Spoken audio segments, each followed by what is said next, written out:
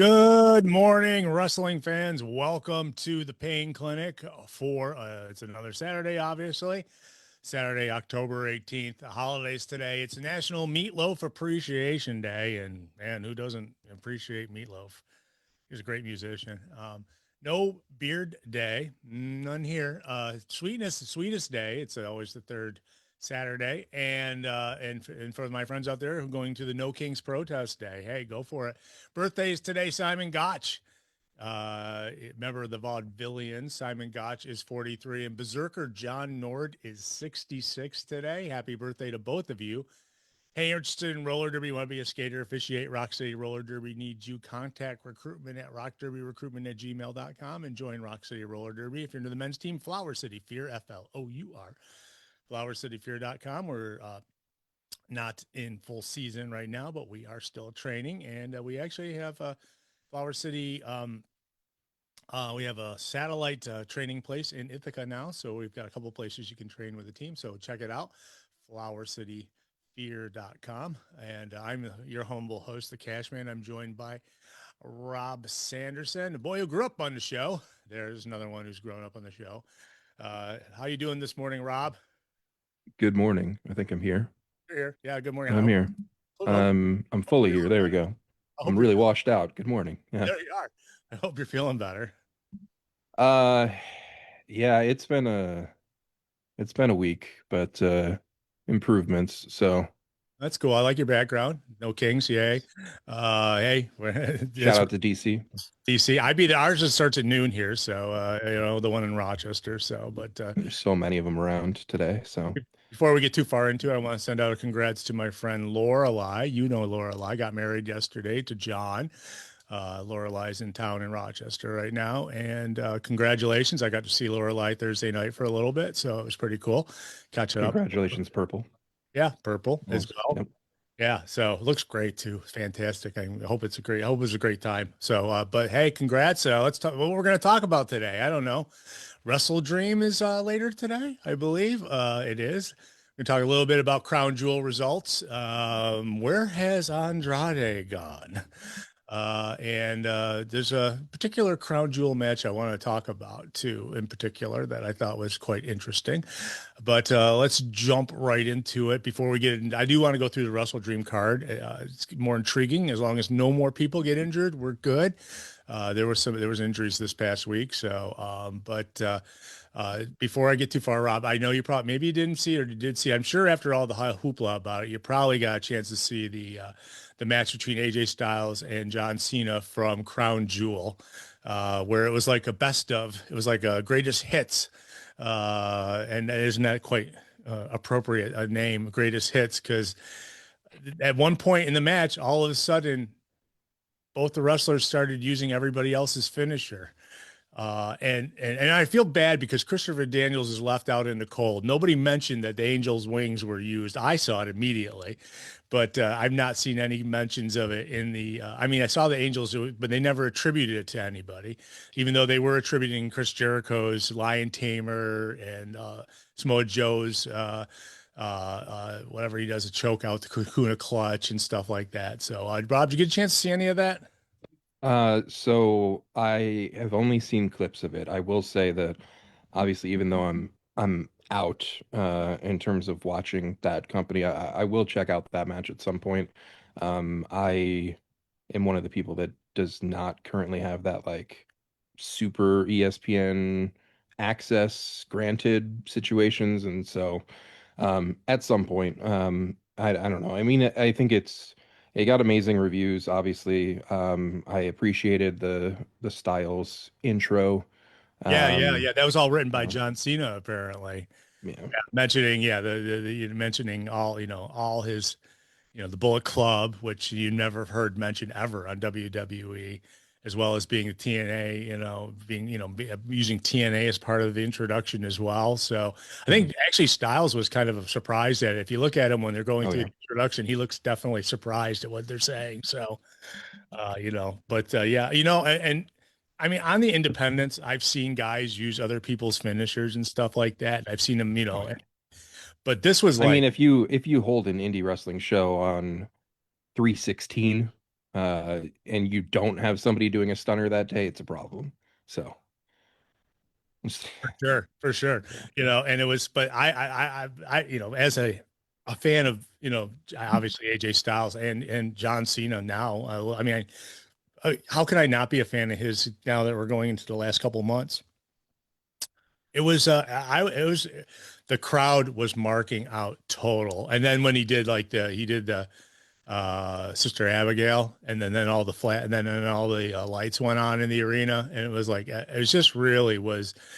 I mean, you don't often see Michael Cole stand up and point out the fact that he's doing a standing applause for the match because he's done it only a couple times when he's been, there. So, but kudos. That was, and that was well worth watching any of it. So I didn't care about much of other else was going on.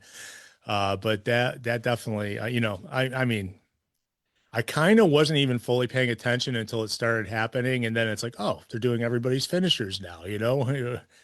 First AJ does John's finisher, and then and then well, and I saw something about it was called out that Cena did an edge spear, but I don't know if that was that match or the one before Edge did the return thing or whatever, but like one of those like Michael Cole apparently had credited to a Roman Reigns spear, not an Edge spear. It's like, come on. Like no, you're right, he did. I remember that too, and that was yeah. Even though everybody on the world had said it was Edge, I'm surprised he didn't give it credited to Goldberg. Okay, uh, you know, uh, yeah. being the company man. But yeah, that was so that was a lot of fun on the show, and it was. I mean, besides the fact that the show was on while we were on the air last week, pretty much it was an 8 o'clock start. It was kind of going on when we saw it. You may have noticed if you watched last week's show, I was a bit distracted at time watching it. I was kind of calling it as it was going on, but I didn't go back to watch, but it was it was a lot of fun, and it was like, but I'm getting tired of these super early pay-per-views, and there was only 5 matches on that show. And we saw like Tiffany Stratton lose to Stephanie Vaquer, which was and Roman Reigns being pinned by second time in like 5 or 6 years on the match. But the only thing that really stuck out to me was that John Cena match, and I guess Seth Rollins apparently was injured on the pay-per-view because they wrote him off pretty much Monday. And Monday Night Raw, I think was it was like a 8 a.m. start, which I completely forgot about until it was about over. So yeah, they were still out there in Perth, or and but yeah, injuries bug has certainly hit the WWE as that point and changes their whole plans for quite a bit. We'll get to that at some point, but that was I think kind of a that was kind of fun, and it was like overall does it mean anything? No. And I was even criticizing last week. If you listen back, I think the creative on WWE side is spinning right now a little bit. I don't think they're doing anything. I mean, they're not. Last night in a SmackDown, they had 11,000 people. They definitely did not have a sellout, and you would have known if they did because they would have mentioned it 45 times during the show. But they're having Monday Night Raw a couple of weeks ago had a big empty section. So it's like it to me now. The question is that creative? Is that creative drought for WWE, or is it the wrestling business, or is it the price of tickets? It's a good question. I don't know. Do you feel? I mean, I know you don't follow WWE that close, but have you seen, Rob, that people saying that there's been like a creative drought and they're really not? They're just kind of spinning their wheels with a lot of stuff they're doing. Yeah, I mean, and I think that's part of what's kind of turned me off to the product as of late too. It's obviously there's a variety of reasons, but for a while there I was still kind of in recent years I was still somewhat paying attention or whatever, because at least there were some good things creatively, or things that interested me, and there's not right now. I mean, I'm sure like I'll I won't catch it live, but I'm sure I will see like I'll watch Cena's final match and stuff like that. But um, yeah, it doesn't really seem like there's much of a spark creatively, and it is concerning to me. Um, so I'm really based off of a lot of the like work and stuff I do or whatever. Like I'm super anti AI at this point.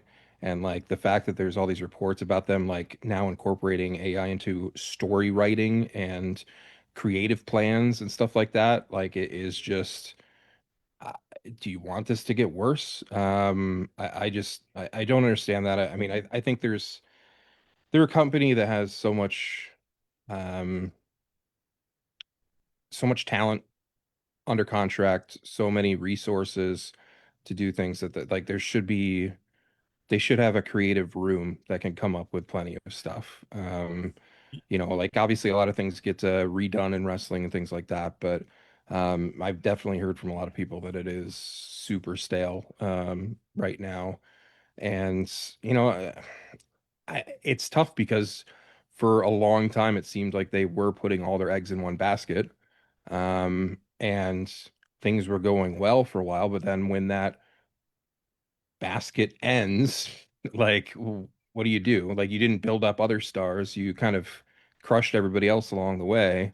And so now they're kind of in this like holding pattern where at least they have the Cena stuff this year to kind of um, guide the ship, and that's something that is, getting it's going to get attention through the end of the run, and obviously it's a big deal. And it seems like a lot of people are everything I see about it is people hating on his final run and stuff, but I feel like it's something that um,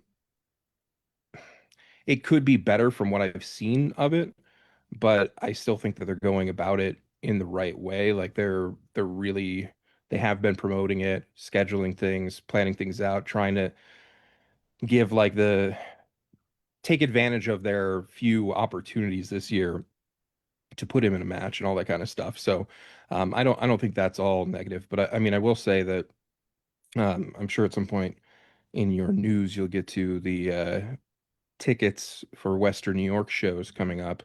And I can just say for the comments that I've seen on a little bit Rochester, there wasn't a ton of stuff here, but like Buffalo, both the KeyBank Center post and like their NBC affiliate post about Raw coming back to Buffalo for like the first show of the new year. Almost every comment is about the ticket prices. Of course. And like people like us talk about that stuff because like we pay attention to a lot of the wrestling stuff, the wrestling business stuff, all that kind of thing. And obviously the diehards have been talking about it a lot, and it's a big thing with like the tribalism back and forth, whatever. But I could not believe how many comments there were from everybody about like not with those prices, not with those prices and stuff. Like it's something that everybody is noticing, Yeah. and they are really pricing out the families and stuff. And in a semi-frozen Rust Belt city like Buffalo, New York, and like you're not going to get $500,000 for a nosebleed seat from anybody. Like it's just, uh, that's a huge problem. So that's probably why they didn't sell out last night, more than anything. And it doesn't seem like they care. Um, I mean, the TKO people insist that they should be charging more for seats. I don't know if the TKO people really know who the customer is when it comes to the world of wrestling, but I think that's a terrible idea. And I think, unfortunately, they're going to suffer from it. And it's just starting now. I think it's going to get much worse, as if they keep riding these high prices. And we didn't mention it yet. We will get into it when we get in the news that we've got a house show coming in Rochester as well as Monday Night Raw, January 5th at the KeyBank Center in Buffalo. Marine Midland Arena, yeah. Whatever it is. I was going to say First Niagara Center. it was the Uh, HSB Center for a while too. Hot So Sauce Blue Cheese Arena, yeah. It's yeah, I'll give them credit at least that they're doing. I mean, they don't do it much, but like this holiday tour that, as part of it, is hitting Rochester. Like the house shows, live events, whatever. Like those are almost a thing of the past at this point. And I think that for all of these major companies right now, I mean, it's a lost art. Like if you stop coming to most of the towns in the country. And then when you do come somewhere like kind of close to somebody, you're charging an insane amount for tickets. Like you're trying to push fans away, I think. And obviously, like in a lot of ways, in a lot of circumstances, like house shows were a loss financially, or hoping to break even. So they weren't a huge moneymaker in most senses. Obviously, there's exceptions to that, but it was a big way to promote your overall product in Yeah. individual towns and get fans, that maybe weren't watching on TV. They go to a show locally, they really enjoy it, they start to watch every week. Like it's a more of an organic way to build and keep a fan base that has been lost. That if you're not in a major market, you're never getting these shows in your town. And do you care as much at that point? Some people, yes, some people, no. But it's just that the business side of it is so different than it used to be. That at least they're doing some house shows. I really think there should be some more. Like TNA is kind of a different situation a little bit, and I think on an AEW side, I would say they don't really need to do house shows, but they need to still continue to work on their variety of markets that they run in. There's still plenty of markets that they've never hit in the 6+ years. Yeah. Syracuse is the first one that comes to mind to me, and like I just think it's crazy looking at how different things are and how different the WWE priorities business wise are now as compared to what they were under Vince. It's night and day in a lot of ways. Yeah. And you did mention Syracuse. They're going to be Syracuse as well around the time they're in Rochester as well. So they're doing this whole swing. I think it's a good, I mean, it was something that they traditionally used to do every year. I mean, there was a period where we used to get a house show, a WWE house show anywhere between Christmas and New Year's every year. And they said it's been 2 years since the last time they were here.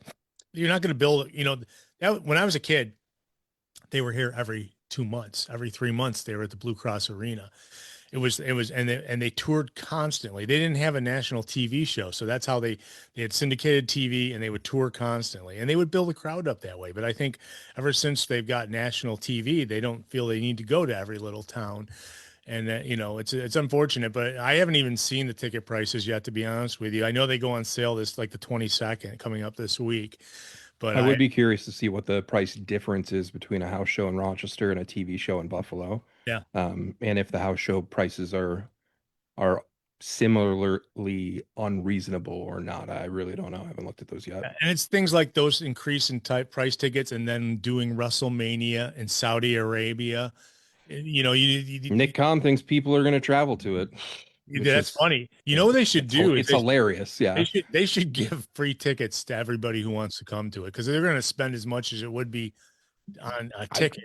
they should offer a flight on the private jet because I mean, that's about as many people as they could convince to go to that show. Yeah, it's Um, maybe Bill, people from the Middle East will be happy. Oh, we don't got to go to America for WrestleMania now, but people from America, where you built your business, are like, we aren't coming there. well, the thing is, too, I don't think you're going to get many people at that from the Middle East outside of Saudi and stuff too. I mean, it's not it's not necessarily the same type of situation over there as like here, like, oh, hey, let me just hop over to Canada for a second, get some Canadian A&W. Like it's a little bit of a different situation over there where not everybody's going to be like, oh yeah, let's go down to Riyadh for the weekend and check out WrestleMania. Like, no, Yeah.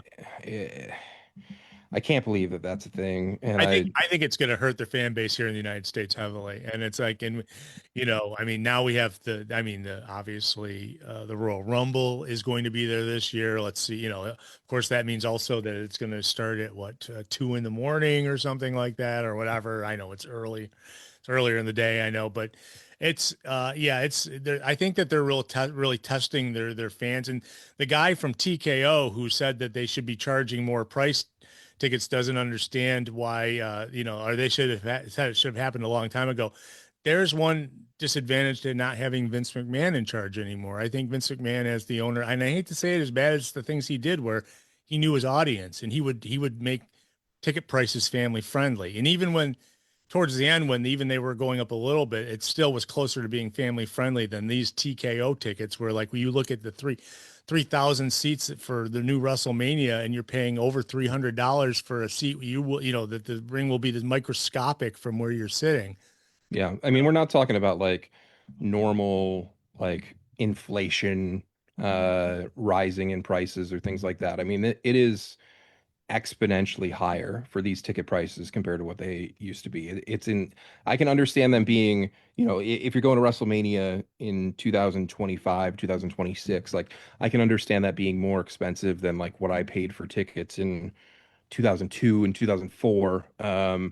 But not like multiple times more like that. It's insane. And I mean, in fairness, it's not just wrestling. I mean, we've talked about it with like concert tours and things like that that have really skyrocketed, but not this bad. I mean, this is just Yeah. the peak of greediness. So, I don't know. In terms of the ticket prices, like I hope that some of these shows that are just insanely priced don't sell well. They don't sell out because um, if people buy them, it's supply and demand. It's just going to keep happening, keep getting worse. But Well, you look at 2 years ago, last time they were here in Rochester, it wasn't a great selling show. It was maybe 5 or 6 thousand people in the, what I don't know, I mean, getting there 11,000 in the arena.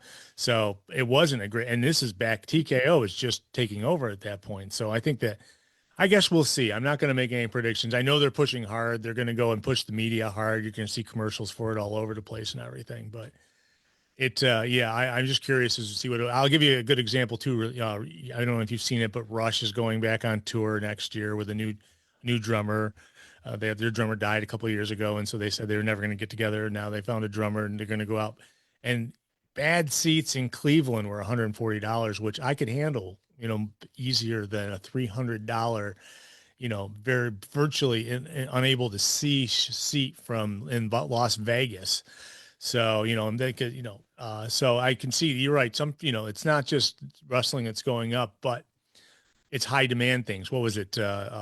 Taylor Swift, it was the minimum ticket, like $200 for that tour last year that was going on. People were paying aftermarket prices way higher than that. So, well, and uh, I also think that it's cool that we got to a point in professional wrestling that it can run stadiums, but there's a big difference to going to a stadium and seeing a football game, uh, across the entire field, or a concert that has big screens and it's more about the audio and things like that. I just like wrestling is not something I don't want to, even if the ticket prices are fair, I don't want to go sit in the 500 level at an NFL stadium to watch a pro wrestling show.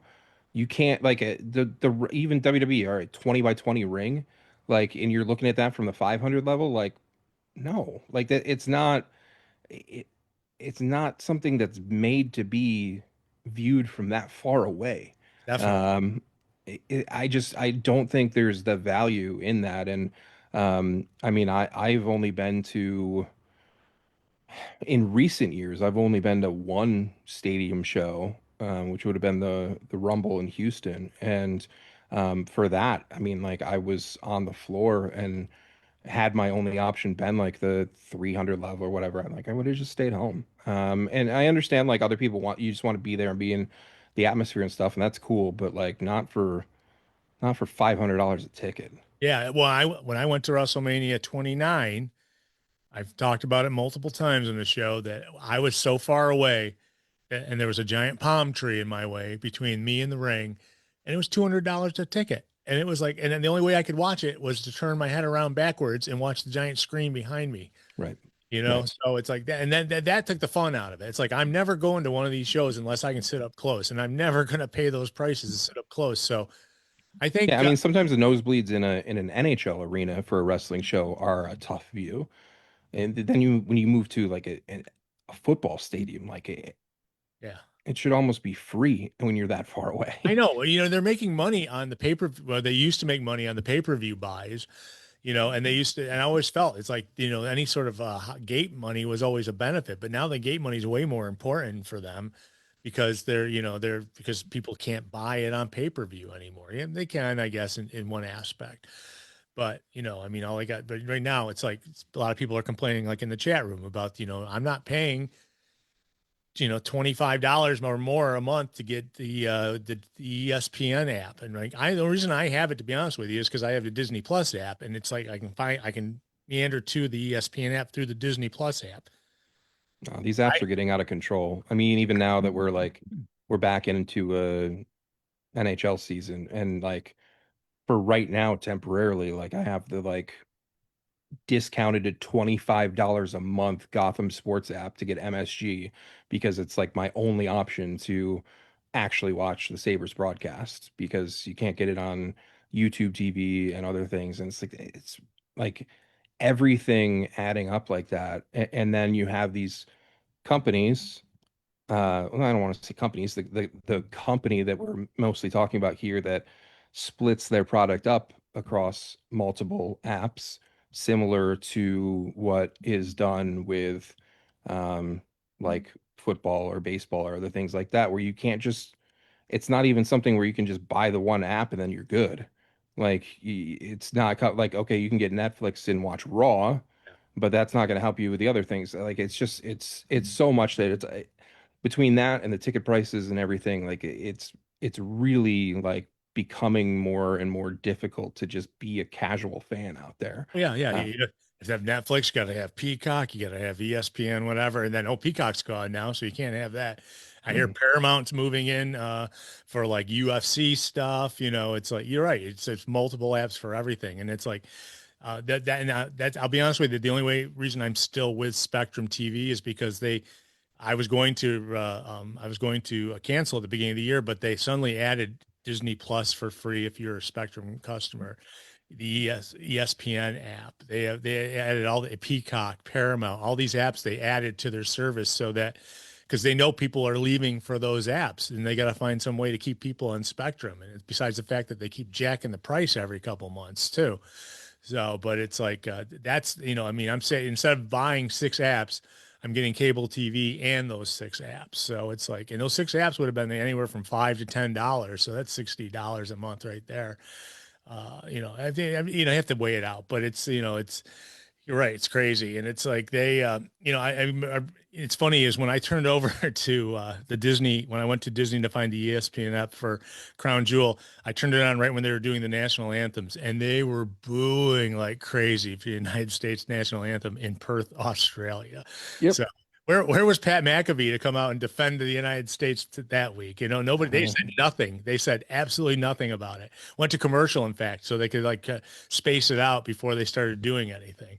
And then there's a lot of people out there who have never left their hometown that think that the rest of the world thinks that the United States is the greatest country on earth and that everybody loves us and things like that. That's not the case. So I appreciate moments like that that are a reality check for some people that when things are getting crazy here, the rest of the world sees it and oh, yeah. criticizes it, and as well they should. I don't care who hates me saying it. Like I loved that booing. So Well, I'll tell you, it was edited off, so it wasn't there when they went in for the replay. But it's just funny. I tweeted Pat McAfee. I said, Pat, where are you? We need you to defend us. Because remember when they did that in Toronto last year, and he got all upset about it at the beginning of the show. It's like I don't know. It was just one of those things that stuck in my mind a little bit. So, but yeah. This they're the greediness. I'm scared it's going to hurt the product. But you know what? It also leaves an open door for Tony Khan. And when all these shows are taking place outside of the United States, it's all his. He's got the United States, so he could. I think, man, if he pulled something off, say like the weekend of WrestleMania for free, someplace where he could do like 100,000 people or something, I think he'd open some eyes. That's for sure. And I'm not saying for free, but that would, I mean, he's got money, so yeah. find some way to, do something that would just be like a charitable gift to the wrestling fans who can't go to Saudi Arabia, can't afford to fly there or nor the tickets. Well, more than anything, I mean, World Wrestling Entertainment they kind of deserve at this point a little bit of payback like that in terms of somebody messing with their scheduled pay-per-view date. So, I mean, I would love to see a little retaliation like that at some point, even if it's just once. But Yeah. luckily, that's something we do not have to deal with today. So, Nope, nope, that's for sure. We got a little bit of time before that stuff is all going to be going on. So, but I mean, they could do like a little, little shot over the bow there when they do the Royal Rumble coming up in January. So, just because it won't be anywhere in these United States.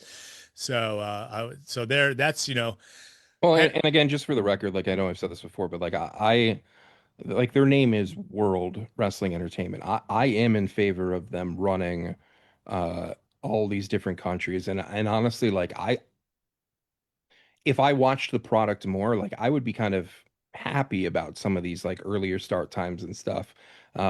Sometimes that's, I don't know. Sometimes I find that fun when something's on like super early in the morning. It's kind of how you get your day started, whatever. I don't know. It reminds me of one morning waking up and watching an 8 a.m. live New York Rangers game in Alaska.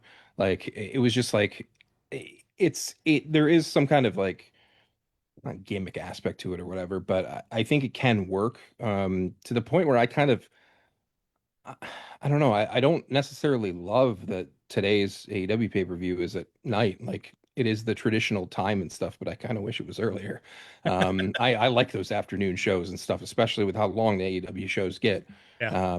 I've got my coffee here, but that's not going to last me till, you know, when 12 plus matches start at 7 o'clock tonight and stuff. So, Yeah. um, They got an hour of TV before it ever goes to the pre-show too. So they're doing right. like TNT. What do they call it again? The The tailgate brawl. Hellgate Brawl. Yeah. Yeah. So it caught me off guard a little bit this past week when Dynamite went. I mean, Dynamite. I didn't realize that Collision was following Dynamite immediately after, and then after Collision, they did an hour of promoting the pay-per-view. So they had 4 hour block on TNT this past Wednesday night to get everything out of the way, and they're still doing the hour to the tailgate brawl going on today as well. So they're all in for this one. So why don't we get to it? Well, actually, one thing I want to mention before we do talk about that pay per view is I did mention briefly that Seth Rollins had gotten injured, and it's been reported he's going to go undergo shoulder surgery. Apparently, someone saw him the day after Crown Jewel with a sling on, and then it made sense when you watched Monday when he came out and wasn't lifting one of his arms pretty much through it, and then got beaten down, after a nice promo at the very end of the night, got beaten down by his own guys, the Bronze or whatever they call them. I'm sure they'll change their name when he's gone, but the Vision, is that what they call him? But so he's bound to be out, and they're saying now it's going to be past WrestleMania of next year, whatever the injury is. They haven't Yikes. made it, yeah, they haven't made it anything official yet, but that's if he's going to need shoulder surgery, that's going to be probably so they have to rewrite everything they were going to do because he They might was, have to convince fans that it's a legitimate injury too. The little boy the little Seth Rollins who cried wolf situation, yeah, with everything recently. But no, I mean that sucks. He's obviously one of their top guys, oh, and everything. So, time for somebody else to step up. yeah, that's a shame because like I said, he was written into everything until the next WrestleMania, and it's like that's going to change however. And I mean, obviously, you kind of got a feeling if you watched SmackDown last night that Jacob Fatu was taken out backstage. There's been rumors about Jacob Fatu having to take some time off for a while for not for a specific injury they were saying, but I'm guessing it's something but he was taken out Something last said night. it was an injury type situation, but not something that was from wrestling specifically. Yeah, so he might have like high blood pressure or something, or maybe who knows, some sort of something was discovered, and so they took him out last night.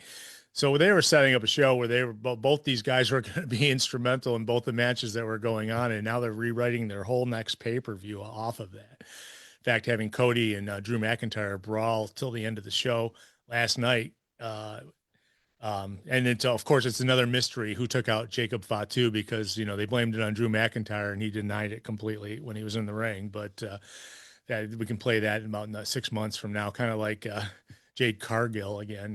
Play that card until they come back.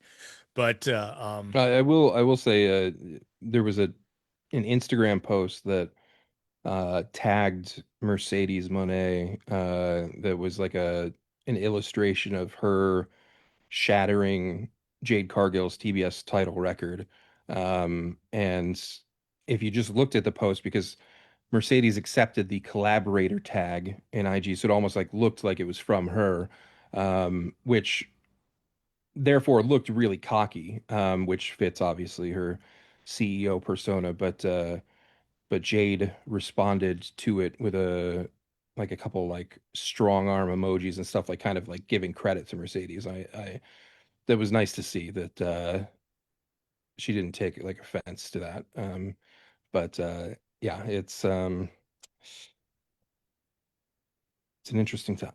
Yeah, I'll say if injury city, and we'll get to some more injuries that happened this past week when we get deep into the news. Hopefully, with all these injuries, people don't start cheering injuries like Seattle Mariners fans. But Yeah, I heard about that. That's crazy. Someone yeah, hitting a knee and they were cheering it. Springer got it right in the kneecap, and they were Yeah, it's almost they were like cheering the injury, and then they were booing him, trying to like see if he could walk to first.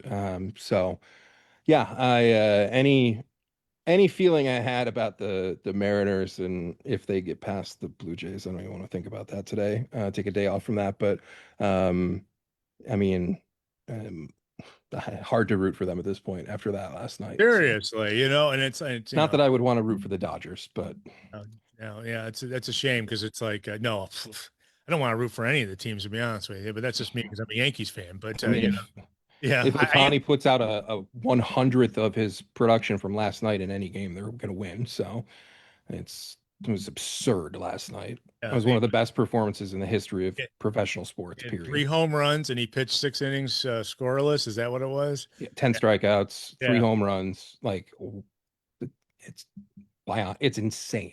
Well, the coach knew it. He's like, "This is time for you to show up, everybody, and show what you can do." And boom, he did it, man. It was a clinching game. It was like that's crazy. So yeah. Well, listen, Rob, you went to college in Philadelphia. You know about the Philadelphia fans cheering injuries. So Oh, do I? Yes, yes. yeah, that's a. I hate to say That that's being one of the many things we could talk about with their fans, but yeah.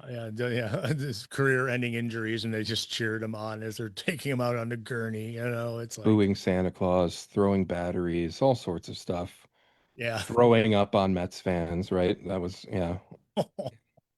So let's talk about Wrestle Dream. It's going on tonight. It's in St. Man, Louis, Missouri, at the was it Chaifetz Arena? Is that right? Chaifetz Arena, Chaifetz Arena. home of the St. Louis University Billikens.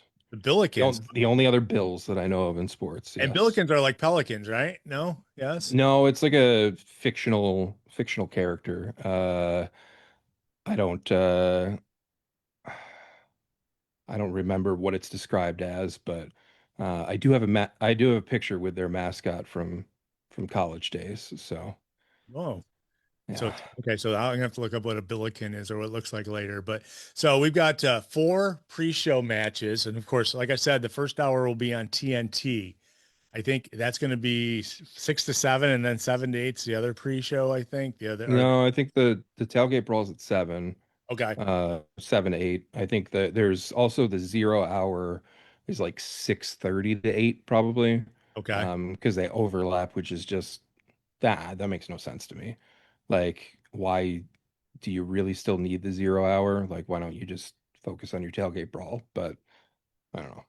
I don't tell you this. There's these free matches are just as good as some of the ones on the pay-per-view. Yeah, So yeah. right now, like the first one I think on the list is FTR versus Jet Speed. That's gonna that was the match on the pay-per-view. It'd probably be the one to kick it off because it probably is the most exciting one. Best wrestlers, best tag teams in the world. And that, and then we've got Eddie Kingston and Hook versus to be announced. So I don't know if they have any surprise appearances, but TBA. There's two TBAs on this show: Mercedes Monet versus TBA, and they've got Eddie Kingston and Hook versus TBA. Well, So that's I like the so Kingston and Hook had kind of just issued like an open challenge type of thing. okay, Mercedes made like a comment on Wednesday about like she's gonna be there. And then I feel like it got turned into everybody saying like that it's an open challenge, but I don't know if she like actually has a match or not. I hope she does. I feel like that's one of the things that's kind of missing a little bit on this card. But I mean, she just wrestled, was that last night in Mexico with the CMLL title? yeah, they were talking Um, about that she could pick up her 11th title. Is it, or is she defending a title? I can't remember. I think Uh, she defended one of her okay, 10 last night. Um, because the 10th one recently was picked up in Denmark. So yeah, I don't know. So I don't know if it's a certainty that she actually will have a match or not, but um, I don't know. Is it I really hope a, she does. is it really a record that Ultimo Dragon had? I mean, I- just because how many guys, in independence, have multiple titles across all these different independents they wrestle on. Is that something that really is trackable? That's probably more of the question I'm asking. Well, and I don't know what Cardona's peak was at a couple years ago as well, but I mean, when you factor in like major companies being a part of it, I mean, I think it is the most, but you also have to factor in that I don't think Ultimo Dragon had like a title like an Owen Hart tournament belt that doesn't get defended. That's really just a I won this trophy in belt form. Yeah. So that's a little cheap. I don't know. Very crown jewelish, huh? Yeah, yeah. Never, Just luckily not as large, but yeah, bigger than the person who's won it. you know. yeah. So okay, so well then that may happen, but I know we have Harley Cameron, Willow Nightingale taking on Megan Bain and Penelope Ford, the Divine Vanity, I believe they call them, and that's on the pre-show. Then we got Roderick Strong and the Conglomeration versus the Death Riders, and that no, obviously no Moxley, but the Claudio, Yuta, Garcia, and Pac versus Cassidy, O'Reilly, Ishii, and Roderick Strong. So that you see, there's solid matches all through those four matches that are on the pre-show. So I think that's awesome. Yeah. But then we jump into like the regular card, and I'm not sure exactly what order these are, but I did say Mercedes Monet is supposed to be wrestling the AEW TBS Championship against a TBA, but I don't know if that is truly the case or not. But I think that's penciled in that way. But we've got obviously Darby Allin and John Moxley in an I Quit match. When it comes to Darby Allin, I always question how much higher he can take it, and he always goes a bit higher every time. So what devastating, gross, violent act will it be a flamethrower involved in this? Or, I mean, that seems to make me want to say I quit if someone aims one at me and is like, you're going to torch you if you don't, or, what do you think about that? Darby Allin and Mox. I mean, Darby Allin comes back and it's just like in all these violent matches right off the bat. And yeah, obviously Mox has got to be in a main event. So many rumors about Mox this week, by the way. Oh, he's going back to WWE. It's like, no, folks, he's got 2 years at least more on his contract. He's not going anywhere. As much as they would love to have him because it would build some spark and what the flattening excitement there in WWE. But what do you think about that one? Well, on that point specifically, I think I would predict that of everybody that, like was in WWE at some point and is now in AEW, I feel like he's the least likely to ever go back there. I don't see that ever happening, but never say never. This is the match that I mean, I feel like a broken record when we preview these AEW pay-per-views. Like I'm not excited for it, and I'm sure it's going to be really fun, and I'm going to enjoy it. But there's just a heavy feeling to me on a lot of this card or half of this card of rematches or things that we've seen before, and so you try to switch it up a little bit with like the I Quit match part is interesting, and it's one of those ones where I hope that I feel like I trust them enough to actually have somebody say I quit. I don't want somebody passing out in a match like that. Some people think that that match is going on last tonight. I hope that's not the case. Just with nothing technically being on the line for that. But I'm sure it'll be crazy. And I mean, the key to that is just figuring out more different ways to be crazy as opposed to repeating, crazy spots they've done in the past and stuff. But um, yeah, I don't know. I mean, it's hopefully this is maybe the blow off to their feud. I don't really trust that. I don't ever trust that with a Death Rider situation, but um, I don't know. Maybe keep it going as long as it keeps Darby away from world title.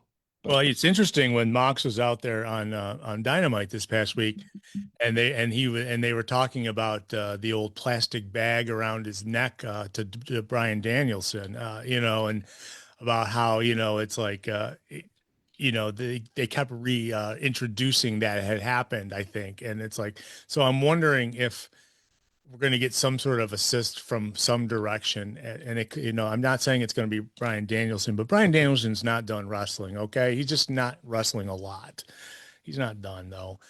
I do enjoy his commentary though, but I think that who knows where it's going to go. And then also Darby Allin does in like every promo now has to bring up the Himalayas at some point, so and sick of hearing about it.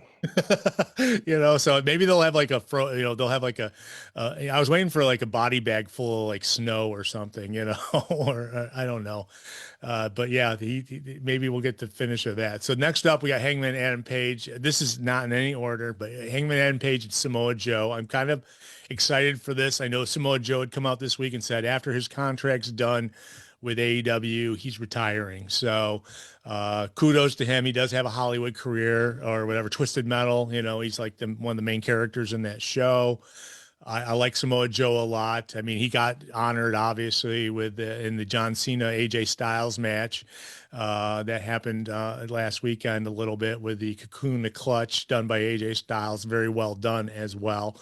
But Adam Page, Adam Page is being booked as a strong champ. I like it. I like it a lot. It's like this is for his second run. It's been 100 times better than his first run. Yes, yes. Yeah, and I think Hangman will walk out still with a belt, but Samoa Joe will look good in the end. Obviously, what do you think? Well, there's also not somebody in the company that's going to ruin that title reign by taking it away and then getting injured and never defending it and whining like a baby. And then, yeah, okay.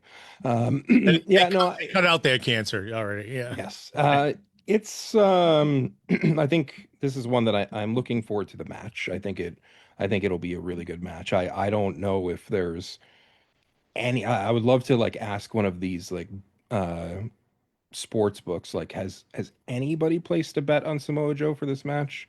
Has one person done it?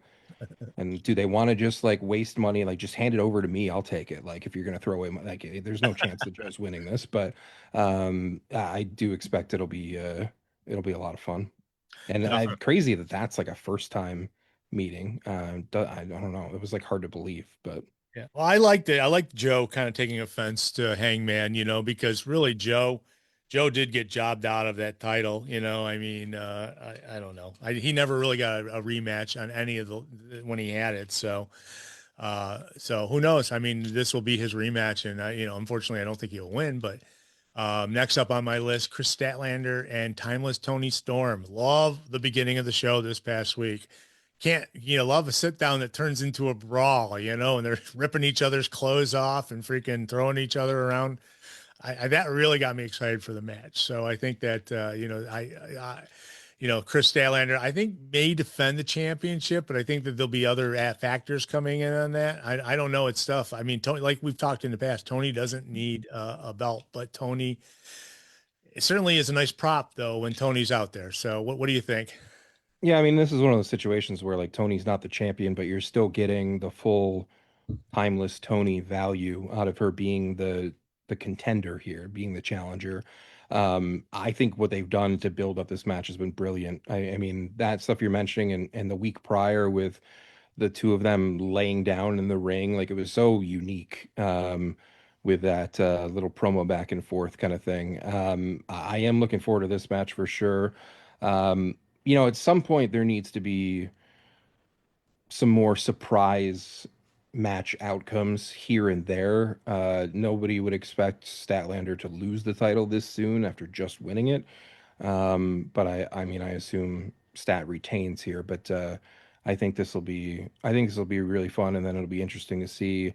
I right now they're kind of in this mode of like Mercedes doesn't really have like a true contender. They're starting to focus a lot on establishing these women's tag teams for the eventual tag title probably tournament.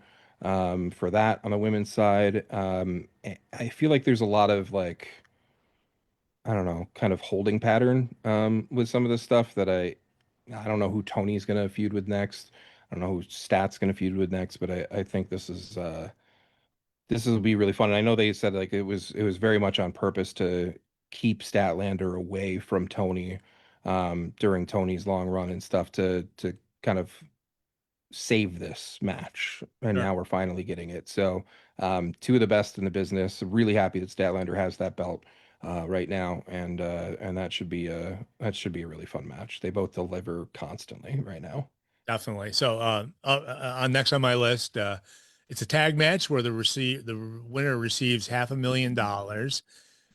And Jurassic Express, that'd be Jack Perry and Luchasaurus. And I do not need to hear the Jungle Boy music. They did it again this past week. I do not need to Oh, hear it's not going away. Yeah. but it's like not as loud though. They're keeping it so I don't. And then every time I hear it now, I think I hear Taz singing it. Okay, Well, uh, that's the best part. If you don't get that, that's when it gets annoying.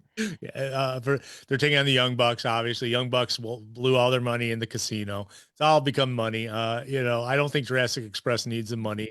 I liked the last week with Jurassic Express tagging with Kenny Omega. Kenny Omega being brought back out on TV. I think because of all the injuries, that have happened recently. And Kenny was just trying to rest up between big matches, and I think that, but. I kind of like the reluctant tagging with Jurassic Express last week. And I think obviously the Young Bucks are going to win it because, that's kind of their bit right now is being broke and needing money. And, I don't know. Beyond that, I'm sure it'll be fun. We'll get the classic Jurassic Express. Who was the other guy? The used to be in Jurassic Express. Marco Stunt. Marcos, you need him on the shoulders of Luchasaurus. Maybe bring him back for a match. I know he retired, but I'm sure he would come back for one. But He did make that one reappearance. he did. You're right. Yeah, he Yeah, did.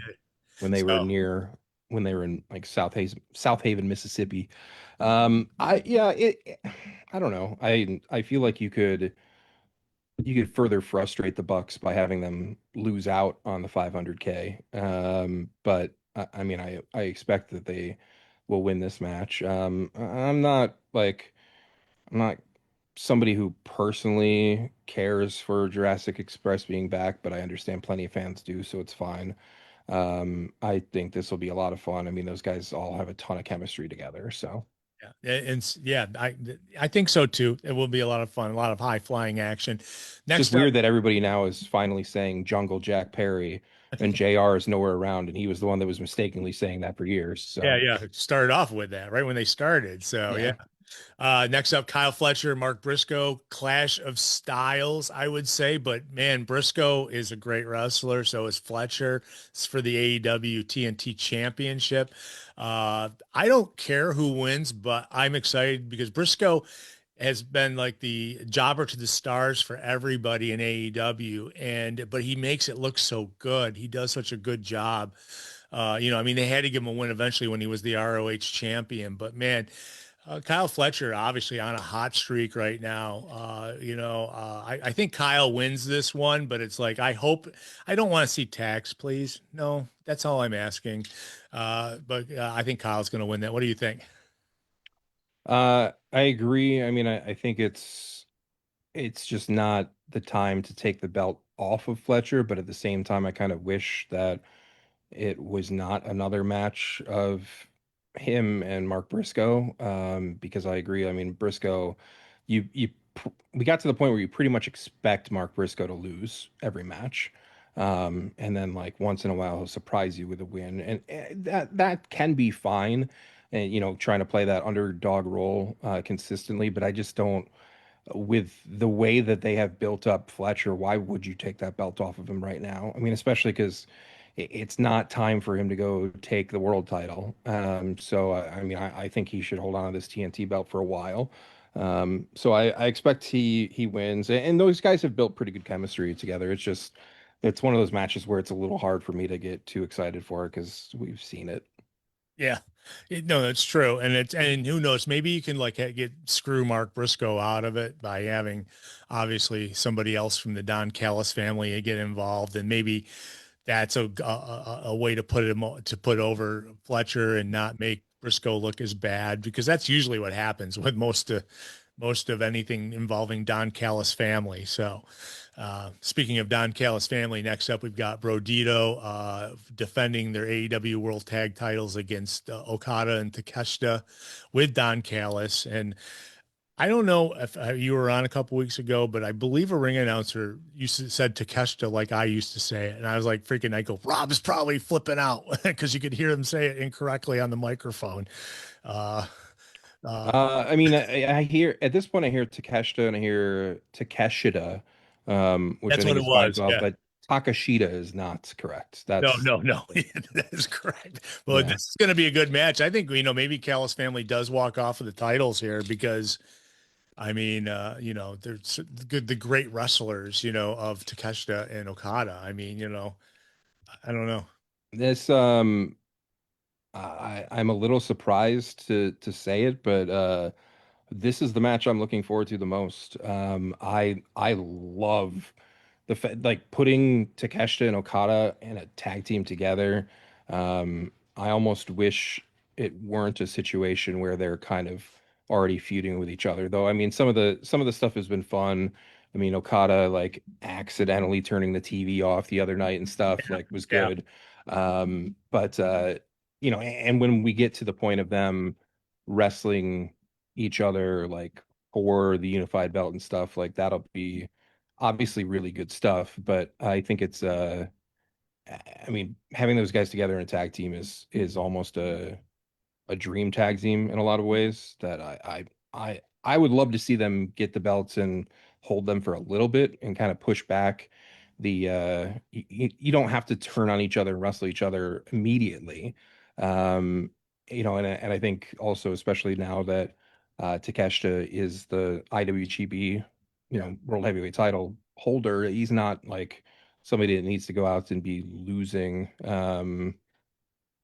In those situations. And I am curious to see kind of how this all factors in with like the Continental Classic situation coming up because we're only a little over a month probably from that starting, which usually involves that belt and everything. But uh, this one's hard to predict because you could easily see Okada and Takeshita taking the belts, which furthers that storyline. And you also could see them having a miscue or somebody turning on the other one or whatever. So you don't really know what's going to happen with that, but I think regardless, I think it's going to be a really good wrestling match. Someone is going to become a mega face when those two guys break up. And I probably is going, I would hope Okada, but Okada is the one who's being the arrogant one, like you said, turning the TV off, or just turning around and leaving, in the middle of an interview or whatever, whatever, some of the things he's done. But yeah, it's going to be a great match nonetheless. And we may have new tag champions because Brodito is just kind of pushed together. I don't know if they've been, how long they were tagging together, but, we will see. It's one of those weird mashup teams that has worked, but I don't think it needs to be a long-term thing. I mean, especially because like it can makes me think again about how like Banditos are also the ROH World Champion. Samoa Joe is also one third of the Trios champions. Like I don't need all of these people in multiple title situations at the same time. True. They cross over a lot. So yeah. So next up, Jamie Hayter versus Tekla, which they had a good push this past week on as well. Jamie Hayter had a great match on TV, and then Tekla kind of like said, why I attacked you was because you were there, basically. And so this sets up some heat between them. I think Jamie Hayter's probably hot in the road to getting the women's championship. Just the way that strong booking was this past Wednesday. If that's any, especially since Jamie's been kind of like thrust into the spotlight, just in the last few months, just always, coming out and being like the enforcer, I definitely think Hater's going to win this. And I definitely think, like I said, it leads on to bigger and better things. What do you think? I think Hayter does win it, but I think and I also think she will eventually get the world title back, but I don't think it's going to be too soon. Especially with like right now having a babyface champion and everything. But I think that I think this is really just leading more into solidifying the Blood and Guts women's match, which would now be less than a month away, down in Greensboro. I think that that's a this kind of helps get them to that point, and it's refreshing to see that there is a women's singles match on a pay-per-view without a title, or stipulation or whatever. Like somebody said that was the first time that there's been a women's match that didn't involve a title or a gimmick on an AEW pay-per-view in like 2 years or something like that. So it's overdue. Tekla's been doing great work as well, ever since she first came in, and she's been built up pretty strong. That I think this is where she finally takes her first or second singles loss since coming in, and that'll be a big deal for Hayter as well. So it's been kind of a slow return for Hayter ever since she came back in that pre-show, that terribly booked return. But it's nice to see that she's starting to get built up again to hopefully at some point get back to the level that she was at before the injury, where she was, I mean, an absolute star in that division. And Yeah. now it just feels like she's one of the very, very good wrestlers in that division, but isn't on top of it, obviously. She towers over a lot of the women in that division too. She's definitely a bigger uh, person, taller, stronger.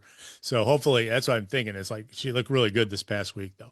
So then we got Hurt Syndicate versus the Demand, which is Ricochet, Bishop Khan, and Tao Leona in a Tornadoes Trios match, which I've never seen. I don't think I've seen six guys in the ring at the same time. I'm sure they all won't be in the ring at the same time, but they're doing a Tornadoes Trios match. They've been giving us some, adequate time to these guys on TV. And I mean, obviously, in the time they've been on TV since the Hurt Syndicate lost their titles, they're getting, their super faces and the Demand. I don't know. I like them all. So that'll be a fun match. We'll see where it goes. And MVP actually will be wrestling too as well. It's been a few times we've seen him wrestle. So, but he's definitely part of this match. I don't know who comes out, what happens after all this. Is it a blow off to their feud, or I don't know. I'm not sure where we're going, but like I said, it'll be a fun match in general. What do you think? This is the one that really screams to me. Here we Pre-show. go again. No. I don't need to see this match again, but they're doing the whole like rubber match type situation. So I mean, I guess that's fine, but it's just it's not something I'm excited about. I do like that they have really tried and done a decent job in recent weeks or months of making GOA be relevant. And certainly a lot of credit to the Hurt Syndicate for boosting them like that. They are a solid tag team, but Call them the Gorillas still, huh? uh, I mean, I just don't like or whether they were the Gates of Agony. That's what it was. Gates of Yeah, Agony, Gorillas of it's just Agony. uh, I don't know. I mean, like, I just don't care from a storyline aspect or a who wins, who loses, like kind of thing. Um, I don't know. I guess I still like. I just want to see more like Shelton singles matches, for example. So, Well, I like to see more Bobby Lashley to myself. I think I mean, he definitely could get pushed as a single star, but just not in the writing right now, unfortunately. I have a feeling that if the Hurt Syndicate broke up, we'd only have one or maybe both of the guys, but not all of them still around. I think just because their capacity right now is working as like this tag team with MVP managing them. So that's a good question.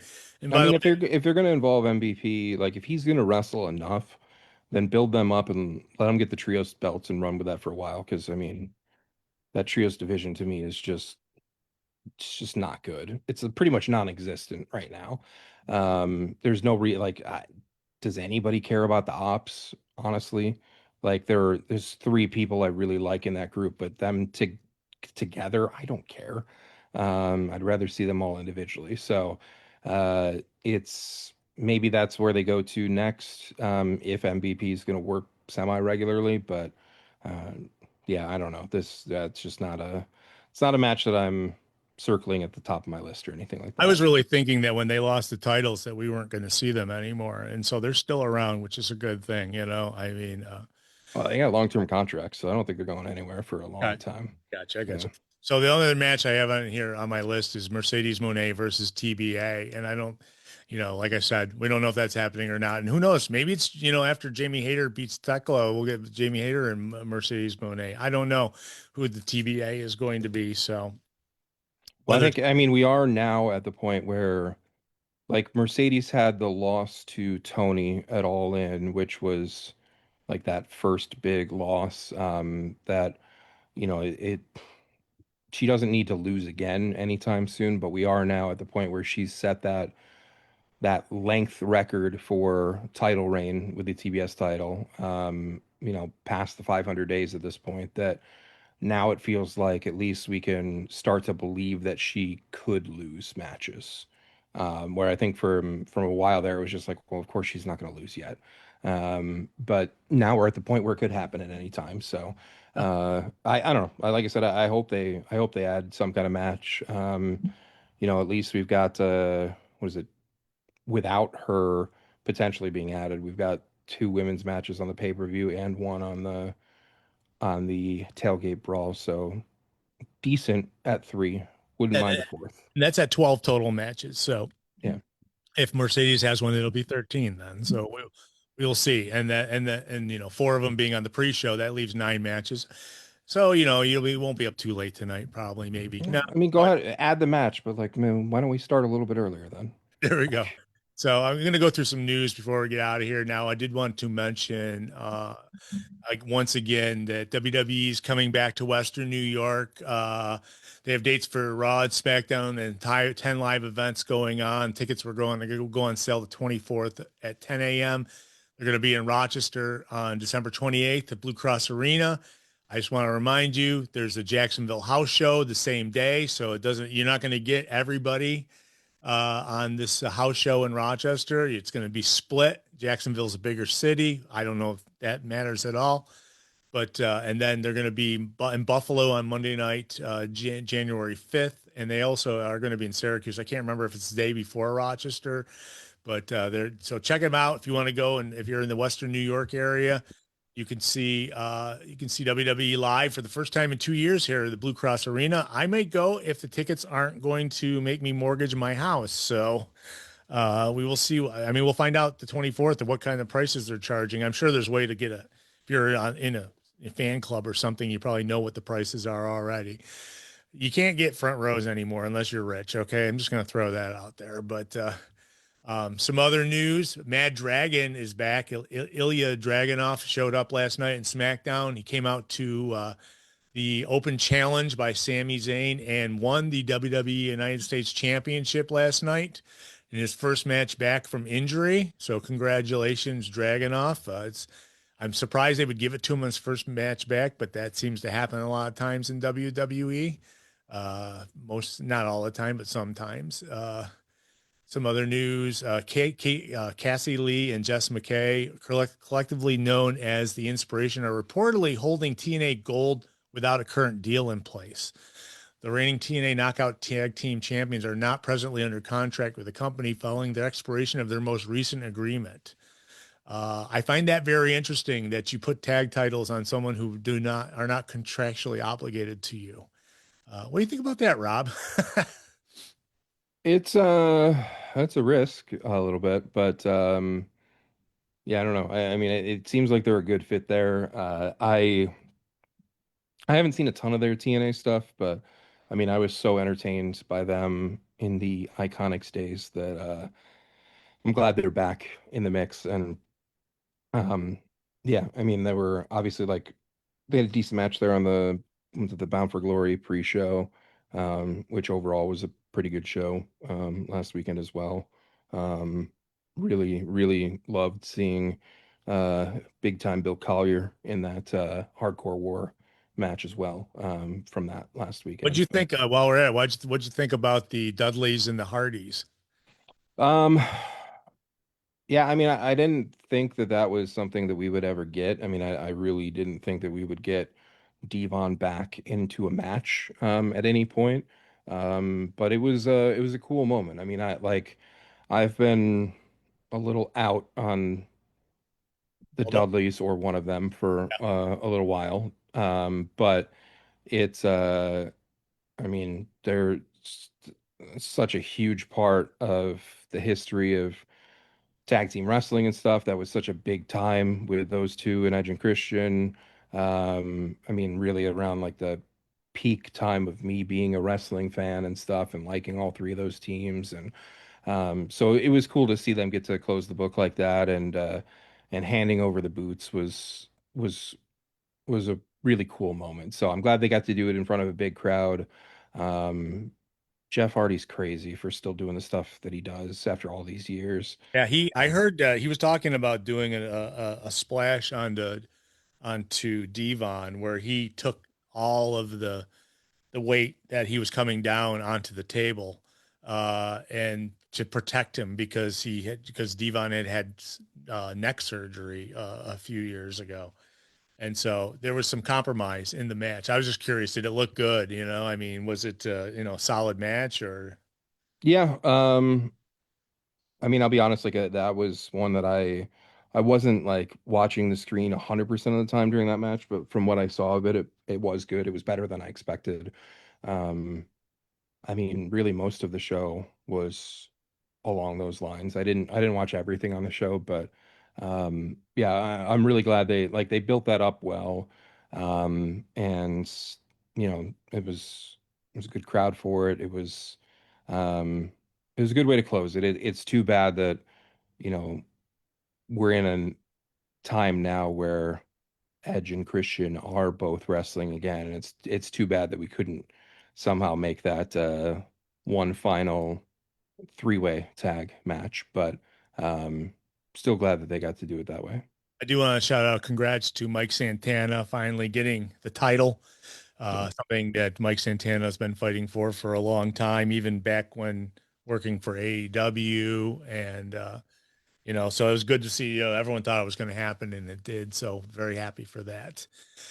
Some other news, Andrade El Idolo, whatever. I'm never going to have to say his name again because they're not going to be able to use his name apparently, or at least that's what I'm hearing.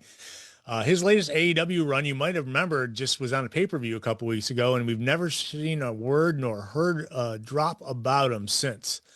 That was October 3rd that he made that appearance on Dynamite and attacking Kenny Omega in a post-match segment, and we've heard absolutely nothing. His name has not been brought up. They had a birthday dinner with the Don Callis family this past week, and there was no Andrade sitting at the table.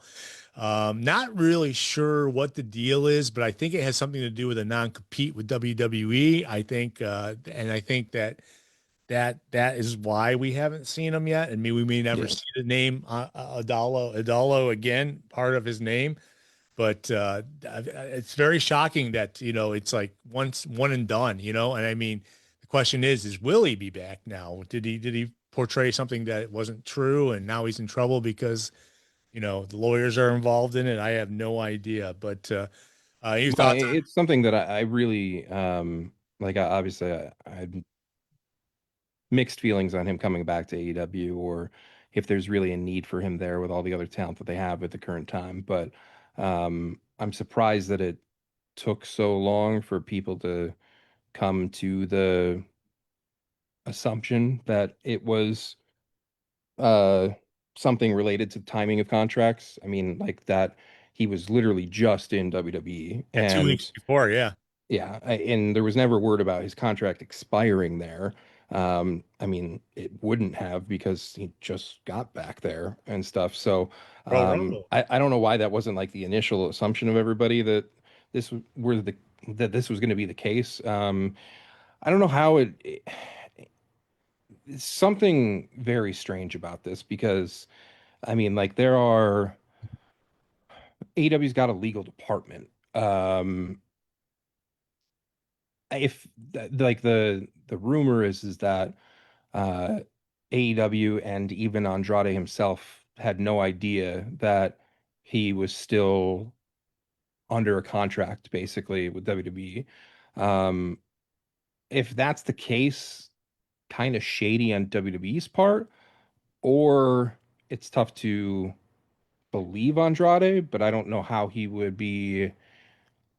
Like the whole thing is just so bizarre. Like, how do we get to this? Like, how would Andrade not know that he's still? Because if Andrade's still under a WWE contract, he should still be getting paid. Yeah. Like, regardless of whether, I mean, it's for cause or whatever. Like, either you're terminated and you're not getting paid anymore, um, or like you've got this, like you would have legal paperwork potentially with an NDA saying like you're still going to get paid for X amount of weeks or whatever left, or X amount of days, whether it's 30 days, 90 days, a year, whatever the case is. So people have dug into this and they think that maybe there's a chance that there's some kind of like I don't know, like a clause in the contract that would make it where it's like a year no compete when you get fired-ish for a wellness violation or a disciplinary reason or something like that. Um, like the full facts aren't out there, but it's mind-boggling that we got to this point. And I can't really like I can't necessarily blame AEW because it's not like a situation where like AEW legal is calling up WWE legal and being like, "Hey, can you confirm that this guy's not under contract anymore?" Like that's not a thing. You pretty much have to take the guy or his agent's word for it Yeah. Yeah. Yeah. in that situation. So it's unfortunate that they like made this debut and now they just have to like not even mention him and stuff. But um, I don't know. It's bizarre. But at the same time, I'm almost surprised that this has never really happened before as well in Yeah. wrestling with Well, how much these companies like yeah. don't talk to each other. They're not going to work together. They're not going to, I Yeah. mean, like, And until Scott Hall shows up and starts doing the bad guy, and yeah, and you get the fake razor and stuff. But this is just, it's so bizarre. And I don't know. I have a feeling this is going to be a long time until anybody sees Andrade again. I mean, yeah, especially we're at the point where he's being pulled from all these like outside bookings and stuff as well. Um, yeah, they can't mention his name. I guess there was an edict saying you can't even bring him up. He's not. It never happened. That's what I was getting from the reading. So interesting. We'll see what happens. I'm sure he'll still be. I mean, I feel bad if he thought he was in the clear and he wasn't. But it's until you make an appearance, boom, then you find out. And yeah, there's like, well, yes, we fired you, but you still have to do the non. They said that he was non-compete free when he was fired. At least that's what I first read was that he was, that the compete was canceled or whatever. And also he had I mean, it should be if you're getting terminated, like, I mean, I don't that's the other part in this is you like can fight it. if there's a no compete that's like the rumor of a 1 year no compete, like there's no way that's holding up. You can Like fight that. you Yeah. can absolutely fight that. I mean that kind of stuff. I mean even like you can fight NDAs at this point and stuff too. I mean it's not like some of this stuff is so like oh they can't like that's not going to hold up. So I don't know. It'll be interesting to see how this evolves. I also wonder if like were we going to get Andrade and Kenny tonight on the pay-per-view and now we just I I didn't like that Kenny Omega was wrestling on TV but is not on the pay-per-view. I would have preferred the opposite of that, but again, that's It's my interesting. normal problem with the shows, especially going into a pay-per-view and sometimes coming out of a pay-per-view, is like I don't need to see all these people wrestling and that was the case. Like it was a 3 hour Dynamite Collision this week, and I like it's kind of blah to me. Like a lot of it was just like, all right, well, I don't care about these guys wrestling each other. Like they're gonna be in a 6 man match against each other this weekend or whatever and stuff. Like I don't just don't care. So I'm glad we're past the go home show on that. But yeah, I don't know. It's hopefully someday we get the Andrade Kenny match. It's interesting. It reminds me, there's a girl in town here who worked for one TV station and then went to work for another station and had a 1 year non-compete. and so they could hire her. She could do things. She just couldn't be on TV. She could like run their web page and do other things. Now she's a politician, so it kind of makes sense, I guess, you know. So let me talk some other news. Human suplex machine Taz is on the road to recovery during the 3-hour combined AEW Dynamite and Collision in Kansas City. Alex Caliber provided an update on his broadcast partner performing or confirming that he recently underwent successful shoulder surgery, and currently no word when Taz will resume his AEW commentary duties. Well, hopefully he's back soon. Another injury, Queen Aminata recently revealed that she powered through a painful knee injury sustained during last week's Collision tapings in Jacksonville. The injury occurred while she was running in-ring drills prior to the show. Despite the setback, Rising Star didn't call it a day. She pushed forward, completed the pre-tape backstage segment and scheduled, referred to the let the issues derail, didn't refusing to let the issues derail her commitments. Unfortunately, things got worse after the taping and later revealed her knee had swollen significantly, making it difficult to move without pain. She didn't take any time off to rest and recover. While it remains unclear if the injury will require time away from the ring, Amanada's decision to continue working through the pain underscores her growing reputation as one of AEW's most determined competitors. Kudos to her. Speaking of injuries, LFI's Rush was shaken up Wednesday night this past week. Roosh. Roosh, sorry. I was thinking Leo Rush when I was reading it because it's LFI's Roosh. Was shaken up. He apparently dislocated his elbow in the middle of the match between when he was taking on the AEW World Trios champion Samoa Joe, Hobbs, and Shibata. And I went back and watched it before the show, before we recorded the show, and I was trying to find when it happened. But apparently his boots, they have like dangling things all over him, and they got caught to the rope, and he fell because of it, and he put his arm out to stop himself and dislocated his elbow, which is pretty nasty. He pulled it back in and continued the match. Went through all the way through everything and even the wrap up and everything. And then they looked at it, but hopefully Roosh is not hurt too bad from it. But he did. I'm going to go back and watch it again because I still have it on DVR. I did not catch it when it happened, but he said that his tassels on his boots got caught in the rope and he fell. And so he like caught himself falling with his arm, and that's what happened. So, yeah, he's a great wrestler. Are you kidding me? Oh, This yeah. guy, yeah, he's like one of the best. When he was Ring of Honor champion back when a long time ago before Tony ever bought him, he had a great run in Ring of Honor, and he's definitely an excellent wrestler. Definitely is a pain to lose that guy. That's for sure. And that's all the news I got today. Rob, how's 2CW coming? We've got coming up next weekend. We have GCW here in Rochester, right? Yeah, I can't believe that's already 6 days away. Yeah. Yeah, a bunch on the horizon, but GCW's Friday night, Water Street, Shotzi Blackheart's House of Horrors. She's been getting a lot of did something happen where she was doing a match or something and the commission shut it down or something? I thought I was reading something about her. Uh, Mm, if that's the case, I then it don't makes it know. more exciting. So it's like, we're this close to Halloween and she's having a House of Horror matches in Rochester, you know? Yeah, it'll be a fun show. I mean, obviously there's some gimmicks and stuff. I mean, I don't know if it's for sure every match is a gimmick match, but it seems as though that's the case with kind of the theme. It was just announced that her and Emerson Jane, who's a very good European wrestler, who she teamed with last weekend in Atlantic City. Those two will face each other in Rochester in a trick or treat street fight. Not looking forward to saying that 10 times fast on commentary. But hopefully somebody gets like back body dropped onto some candy corn or something. I don't know how that's going to go. That's at least my hope. We got the, Like the gummies with the butt, yes, right? Yeah. yeah. Nice and Uh, soft. You know?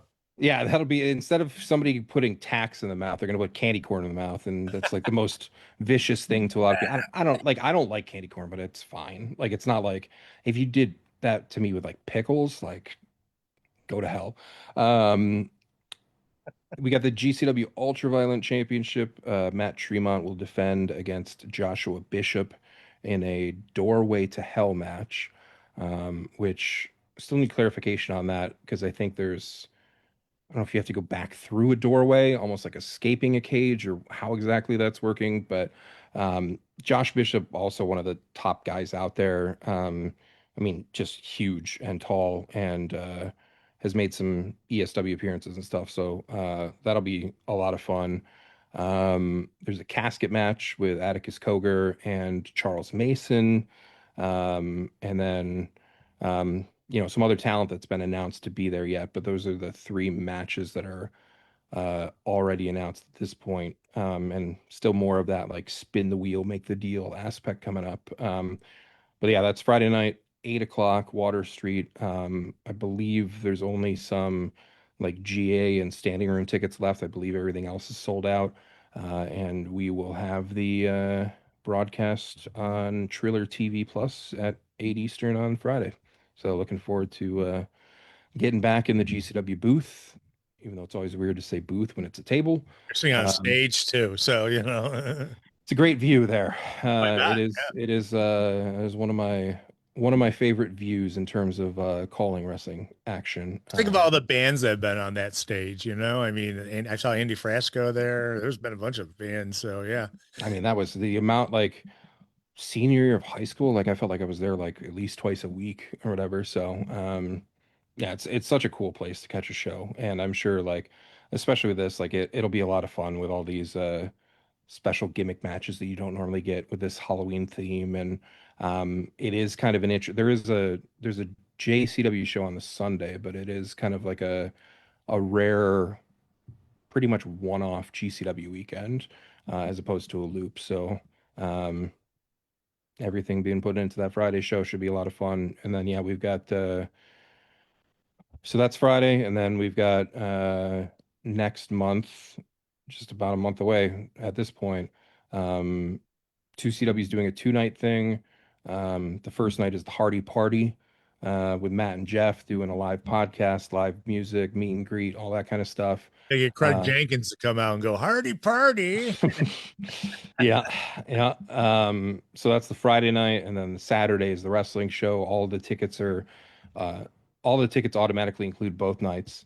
And so day two is the wrestling, which will be Saturday the 22nd at 6 p.m. at the Exhibition Hall at the Fairgrounds in Watertown. And I believe for that, so far we've only announced The Godfather will be there.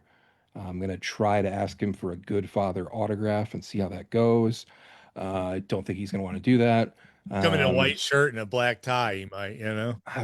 man, I would love to see him come out to the Right to Censor theme, but I don't think that's going to happen. But there's a lot of things that never say never about that I'm trying for with this show specifically. I'll say that, but um, Eddie Edwards is announced for that show, 2CW mainstay the entire run. And we should have some announcements in the coming days with some more recognizable TV names and stuff coming in and returning and stuff for that. So um, at 2CW Wrestling has that information. Now at 2C Wrestling for that. And that same Friday is ESW Wrestle Bash 15 at Riverworks in Buffalo. So it's gonna be a really busy weekend. I don't know, could be stuff on Sunday too. But the Friday the 21st, Riverworks, Teddy Long will be there. Um, I am blanking a little bit as to what's been announced compared to what I've just made the graphics for that haven't been announced yet. But a lot of good stuff on that show. It's the biggest show of the year for ESW, Think including everything. Teddy's gonna bring out the Undertaker in a tag match. I don't think that's going to happen because then the Undertaker probably be like, well, you got to put Michelle McCool in a match Yeah, and and I'm all gonna that give stuff. me $10,000. Yeah. All I'll say is that booking wrestling stars in 2025 is incredibly expensive compared to what it used to be. And it used to be expensive, but um, there's a lot of people looking for a lot more money than that these days, and they're not at an Undertaker level. So um, appreciate your independent wrestling promoters who shell out some insane amounts of cash for some of these Yeah, appearances. they all lose money too. You know, It's absolutely crazy, but yeah, that's gonna be. I mean, to have ESW Wrestle Bash and a 2CW reunion in the same weekend, it's gonna be a blast. we won't see you, I'm guessing, that weekend. Yeah. No, I don't even know where that Saturday morning. I don't know if I'll be. Probably in transit, I'm guessing. Yeah, I might try to. I might stay that night in. I don't even know. Leave ESW, stay in Syracuse or whatever to because 2CW is going to be one of those days where hopefully it's not as crazy for me as the previous reunion was, where I felt like I was just like trying to do a million things at once and couldn't really like take a step back and just enjoy the reunion aspect. I really enjoyed the shows, but it was crazy busy for me. So hopefully this one will be a little bit less of that, but I'm gonna need to be there all day. So yeah, hopefully the Sunday will be sleeping, but there's also potential shows that day too. So who Cool. knows? That note, we're gonna get out of here. We will probably come back next week and let you know how expensive the tickets are to the Rochester PLE house show, as well as Monday Night Raw. We're going to compare those as well. And we're going to talk about everything that happened in the world of wrestling. We'll see you next week, folks. Thank you so much for being here for the whole time. There's a whole group of people who made it the whole time through us. We'll be back, same bat time, same bat channel next week. See ya.